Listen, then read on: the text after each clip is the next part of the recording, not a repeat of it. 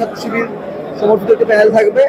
আমাদের সেই প্যানেলের ইনক্লুসিভ করার সর্বোচ্চ চেষ্টা করছি। যেভাবে আমাদের ঢাকা বিশ্ববিদ্যালয়, জাহাঙ্গীরনগর এবং রাজশাহীতে আমাদের প্যানেল হয়েছে, চট্টগ্রাম বিশ্ববিদ্যালয় প্যানেলে তার ধারাবাহিকতায় ওই সিস্টেমই হবে।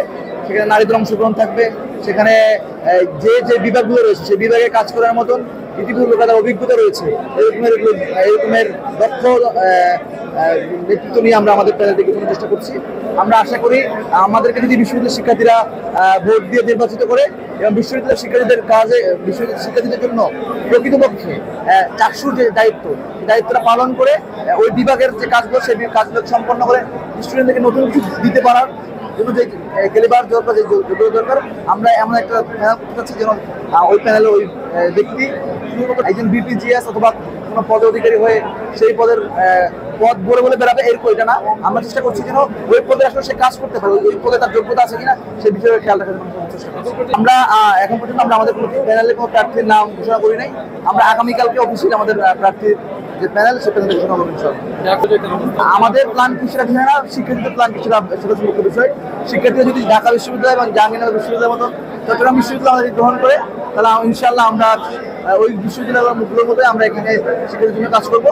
আমরা 5 আগস্টের পর থেকে এখন পর্যন্ত যে কাজ করার সুযোগ পেয়েছি, আমরা মনে করছি চট্টগ্রাম বিশ্ববিদ্যালয়ের শিক্ষার্থীরা আমাদেরকে তাদের প্রতিনিধি হিসেবে গ্রহণ করতে স্বাচ্ছন্দ্য বোধ করবে। আমরা প্ল্যান বলতে আমরা তো সেই শুরু থেকে আমরা শিক্ষার্থীর জন্য কাজ করছি, শিক্ষার্থীদের অধিকার, শিক্ষার্থীদের কল্যাণে আমরা সর্বত্র কাজ করার চেষ্টা করেছি। আমরা তাই ধারাবাহিকতা আরো অব্যাহত করবো।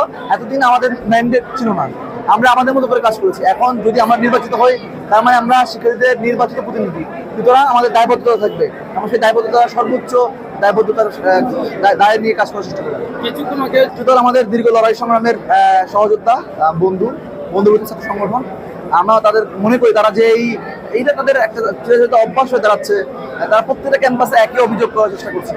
আমরা মনে করি তাদের এই কবিতা ছাড়া উচিত। এই কবিতার মাধ্যমে আসলে বিশ্ববিদ্যালয়ের শিক্ষা আর শিক্ষার্থী থেকে আরো শিক্ষার্থীদের থেকে দূরে সরে যাচ্ছে বলে আমরা মনে করি। তারা যে অজুহাতগুলো দিচ্ছে, আসলে বিশ্ববিদ্যালয়ের শিক্ষার্থীরা দেখতে পাচ্ছে কারা কোথায় নিরপেক্ষতা ভঙ্গ করছে। আমরা মনে করছি তারা যে অভিযোগটা করেছে এইটা তাদের একেবারে রাজনৈতিক প্রতিহিংসামূলক অভিযোগ।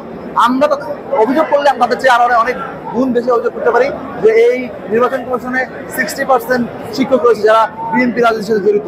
সুতরাং তার মানে তাদের দ্বারা কি আমি, যদি তাদের রাজনৈতিক উদ্দেশ্য থাকে এখানে রাষ্ট্র নির্বাচনের ক্ষেত্রে, তাহলে তাদের দ্বারা কি আমরা সুষ্ঠু নির্বাচন আশা করতে পারি কিনা? আমরা মনে করছি বিশ্ববিদ্যালয় 24 পরবর্তী বিশ্ববিদ্যালয়ের শিক্ষার্থীরা এখন আর ওই সুযোগ নাই যে কেউ ভোট কারচুপি করে এখানকার দখল করবে। এই দখলদারিত্ব রাজনীতি আমরা 5 আগস্ট আগেই হারিয়ে এসেছি। সিনিয়র রাজনৈতিক ব্যক্তিত্ব, ওনাকে আমি সম্মান রাখাই বলতে চাই, এই বিশ্ববিদ্যালয় বহিষ্কার করা হয়েছে ছাত্রলীগ করার অপরাধে। এমন লোক বিশ্ববিদ্যালয় ছাত্র দলের মিছিলে এসেছে, তার মানে আমরা এটা দ্বারা বুঝি যে আসলে কালের কাছে গেছে এবং তাদের একটা বড় সংখ্যা 5 আগস্টের পরে ছাত্রদলের সাথে যুক্ত হয়েছে। সুতরাং এই দায়ভার আমাদেরকে দিলে একটা হাস্যকর। আমরা মনে করি এই ধরনের দায়ভার ওনাদের মতো সিনিয়র নেতৃত্বের কাছ থেকে দায় চাপাই দেওয়ার এই রাজনীতি ছাত্রদল শুরু করেছে। ওনাদের মতো সিনিয়র নেতৃত্বের কাছ থেকে আমরা এই ধরনের দায়